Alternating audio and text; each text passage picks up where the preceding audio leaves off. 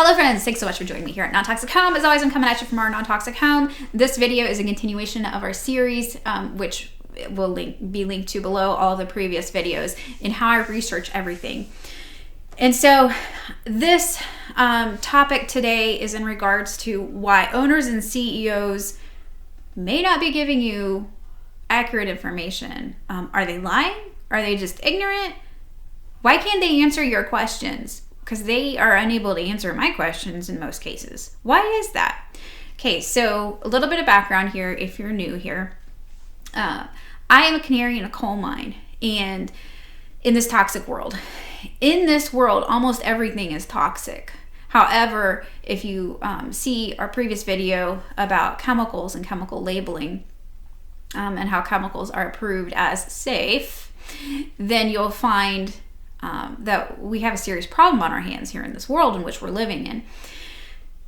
I stopped asking other people quite some time ago, years ago, as far as what they're using for different things, because I realized that no one does the same amount of research, the sort of in-depth research that I do. And I have had to do so because I've had anaphylaxis to so many things, and anaphylaxis can kill. And when I say anaphylaxis, I mean like serious, severe anaphylaxis. I mean my throat is shut, or I am on the toilet all day long, going back and forth between vomiting and the other thing. So that's GI anaphylaxis, by the way. And so I have paid the price myself for not doing my due diligence in previous years, the first 3 decades of my life, just about. And as such, I don't want others to pay that price as well.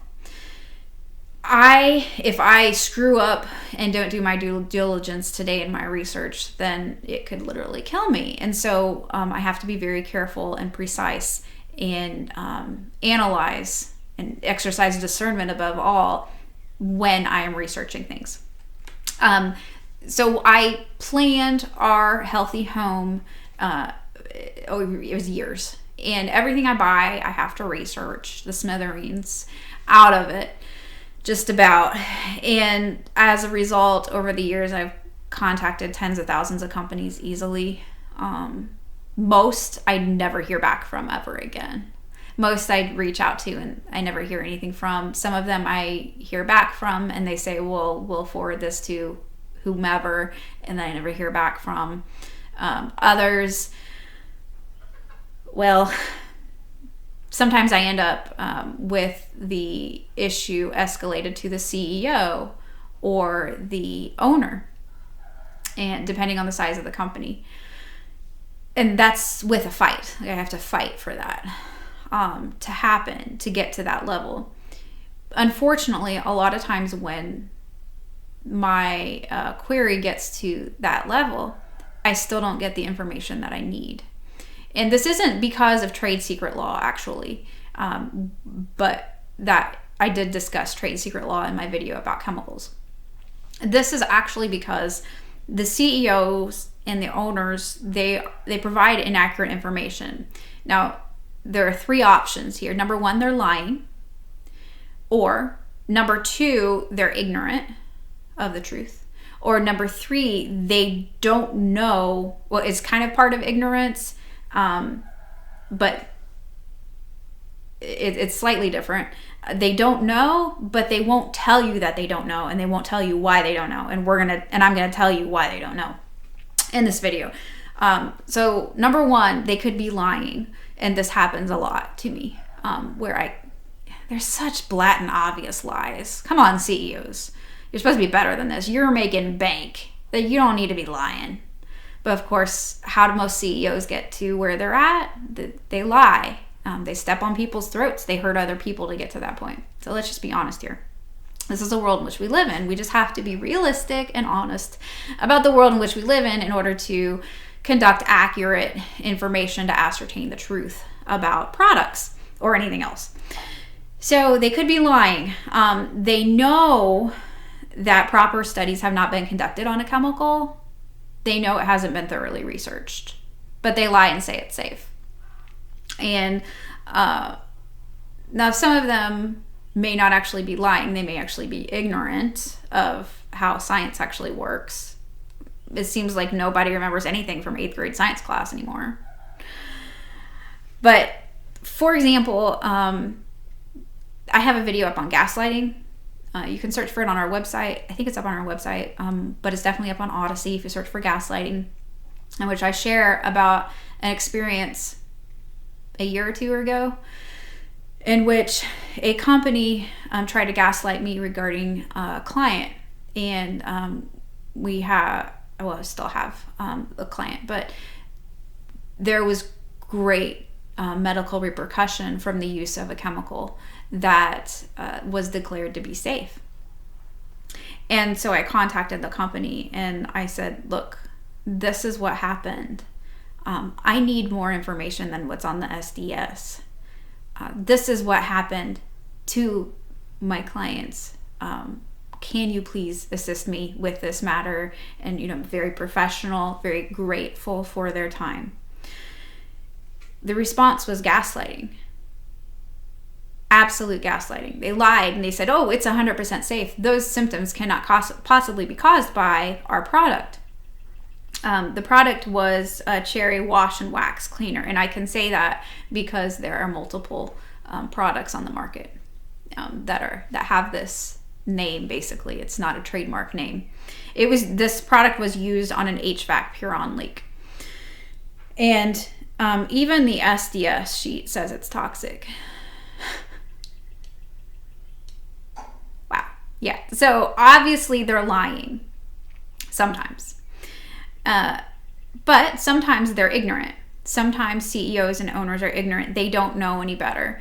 An example of this occurred, I want to say 3 years ago. I have an email from Dow. This is not an owner or a CEO, but Dow middle management, which is decently high up in a company of that size in order to get into middle management. So I have an email from them that says that the rubber dropper for their glass bottles was latex free, because it was actually a vendor that emailed on my behalf and said, I have a customer with a latex allergy and she needs to be sure it's safe for her. Is this product latex free? And of course he asked, I didn't. That is not how I would have asked. So go to our website and search for how to ask about latex content for my method of asking, which would not be how he asked. But nevertheless, this is a very telling response that we received, which was, it's not latex, it's 100% natural rubber. Here's the SDS sheet. And the SDS sheet said it's 100% natural rubber. Natural rubber is latex. Natural rubber is NRL. Natural rubber is natural rubber latex. It's the same thing as Amazonian rubber, Indonesian rubber, all of these other different caucho, all of these other different names for the same product. And so clearly whomever it was that responded in middle management at Dow was simply ignorant of the fact that natural rubber is latex. It's the same thing. If you have a latex allergy, you're allergic to natural rubber, my dear. And so he was emailed, and then he never emailed back, of course, because ignorance is bliss when you live in the corporate world. Lastly, the third option as to why you're not getting accurate information from even owners and CEOs of companies is that they don't know, but they don't want you to know that they don't know. And so there are some responses that I receive that tell me this. If you sort of read between the lines, sometimes you just have to read between the lines of emails that you receive from companies and corporations and customer service representatives. A lot of companies outsource production, and some will, for example, invent their own thingamabob, and then they will have it produced in China or India or South America or wherever. Sometimes they'll have it produced here in the United States, but they won't be involved in the production itself. They will not be overseeing the production. They are not involved in material procurement and selection. They just have a general idea of what needs to be used, such as a gasket and or charcoal, like some kind of charcoal, but they don't designate this specific type of charcoal needs to be used. That has not been processed with corn chemicals, or we need to use charcoal that is not derived from coconut because of people with coconut allergies and things like this. And so one exception to this rule, to this problem that I come upon often, is Zero Water. And Zero Water actually had coconut-free filters, coconut-free filters, and then they changed to coconut, and the coconut allergy community basically pressured them regarding it. They listened. Do you hear that? They listened. Zero Water actually listened, and then the product was changed back to coconut-free charcoal. Good job, Zero Water. Like, wow, that is awesome. And if you are looking for a countertop unit that is cheap and affordable, then that's where I would go. They are latex safe as far as that issue goes, but they are plastic, which can bother some people. But as far as coconut allergy goes, and a lot of those sorts of chemicals that come along with charcoal, which, by the way, if you think that activated charcoal is a problem for you, then I recommend going to our website and searching for charcoal, because I have an extremely extensive article in which I basically discuss and break down all different things that you could be reacting to from different brands and different methods of processing of charcoal. Because just because you react to one brand, it doesn't mean you're going to react to all brands of activated charcoal. Because there's just so much that goes into it that most people don't realize. I try to share that sort of thing when I have the opportunity to do so, just like I try to share videos like this with you when I can. By the way, if you valued this, please give this a thumbs up, by the way, and share this video with someone who you think might benefit from it. So one of the reasons why you will not get accurate information is because that companies want you to think that they're in control of their products. They want you to believe and place your trust in them, even though the trust is misplaced, because they don't have any control over what goes into their product or what happens in the manufacturing plant. And this happens as well with products that are produced in the United States. For example, there are a lot of companies that are really just private label sellers. That means that they buy the product from another company that manufactures it, or, for example, sells it in bulk, such as with nuts and such. And then they package it in smaller containers, or they package it with their own packaging, put their own label and their own brand and trademark on it. And so you think that it's coming from that company, but it's not actually coming from that company. The packaging is from that company, but the product itself is not from that company. And so they can't answer your questions because they don't make the product. Now, some people that you contact will admit this, but this is extremely rare. So like I said, you usually have to read between the lines. It requires a decent amount of discernment, and a lot of times your question won't be answered, and they'll talk around answering the question. So usually someone else invented it and they just sell it, and usually someone else is producing the product, but that company just sells it. There is one exception that I want to share and give a shout out to, and we are in no way affiliated with this small company, by the way. We've just had fantastic experience with them. That is Shiloh Farms. That's SHILOH Farms, and they are a private labeler, so they do purchase their their nuts and their dehydrated berries and all these sorts of things from other companies, or at least mostly from other companies. That's my understanding anyways. And so you've got that extra middleman in there. But the fact is that their customer service has gone above and beyond when I have contacted them about various things. One thing in particular, I'm pretty sure it was potato starch that I reacted to. very badly.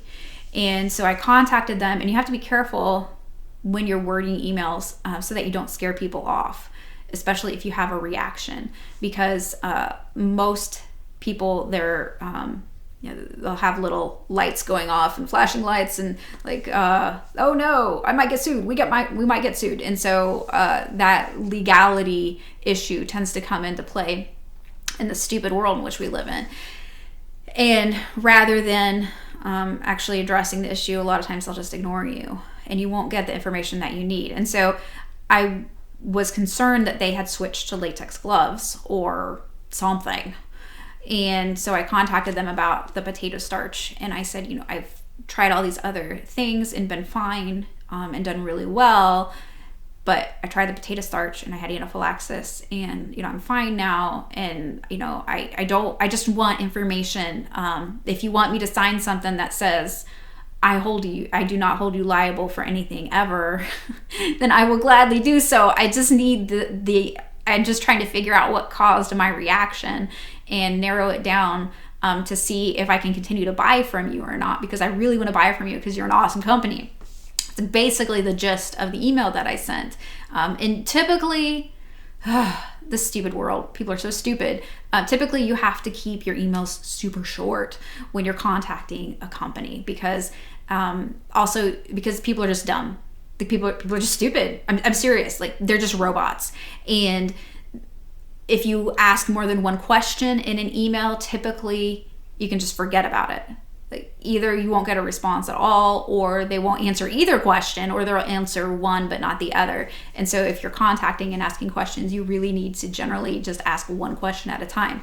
However, with Shiloh Farms, I contacted them previously, and it was clear that they had brains there, which is awesome. I love people with brains. Thank you, Shiloh Farms, for having a brain. I love it so much. And also for being kind and compassionate and not freaking out because I got sick. I said I got sick from something that I just needed to figure out what the cause was. But they sent me in response, like, all of the information, like more information than any company's ever sent me. It was incredible. They were like, well, this is what it runs on, and we haven't changed this, we haven't changed this, we haven't changed this, and this is what we use to sanitize in between what we're using, and we don't think it got contaminated with this, and we don't think that this is the problem. And here's all the information from the vendor that we obtain it from. It was amazing, and it was so wonderful. You guys, I can't tell you how difficult it is for me to obtain that level of information from any company. And I was struggling with like 5 other companies that week who were just being jerk butts. And so to get that kind of response from them was just, I was elated from it. So there are multiple reasons why owners and CEOs of companies will not provide you with the information that you need, and why they will not give you accurate information. This is the world in which we live in. And so if you are contacting any company about any product, you need to be the expert about that product. You need to know more about that product than that stupid CEO, than all of the customer service representatives put together, and more than the inventor or the owner. And that is just the fact of the world in which we're living in. If you want to get accurate information, you have to do your own legwork. You have to do your own research. You have to know, like I said, you have to know more about a product and the processing of it, how it's handled, all of the components that go into it. You have to know more of what could be in that product than the person who's selling it to you. Because the person who's selling it to you is most likely going to either lie to you, they're going to be ignorant about the truth, or they're going to hold the truth in a lie, which is what I was saying earlier, where they don't know, but they want you to think that they know. So I hope this is helpful for you in your research, and I'm sorry that I don't have better news for you as far as how difficult it is to obtain information, even from the CEO level, but this is just the world in which we live. So hopefully this has been helpful. If so, please give this a thumbs up, share it with someone. Be sure to subscribe to our newsletter because there's lots of other information that we share in our newsletter as well. Thanks so much. Have a most beautiful and blessed day. Non-toxic out.